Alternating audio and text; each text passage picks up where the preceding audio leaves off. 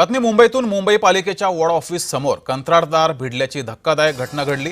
बीएमसीच्या F north ward office समोर टेंडरवरून 2 ठेकेदारांमध्ये हाणामारी झाली. ठेकेदारांनी एकमेकांवर चाकूंना हल्ला केल्याचं समोर आले. या हल्ल्यामध्ये दोघेही गंभीर जखमी झाले. एकाच्या पोटावर तर दुसऱ्याच्या पायावर चाकूचे वार असल्याचं समोर आलंय. माटुंगा पोलिसात या प्रकरणी दोघांविरोधात गुन्हा दाखल झालाय.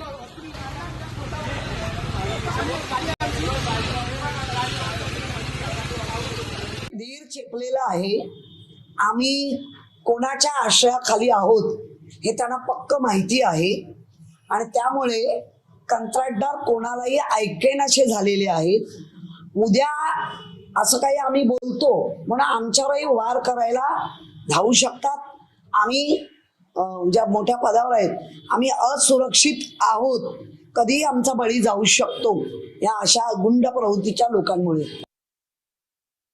एक कॉन्ट्रॅक्टर होता, एक कोण आहे त्याचा अजून म्हणजे त्याचा तपास लागत नाही की मला तो कोण आहे हे कळत नाही.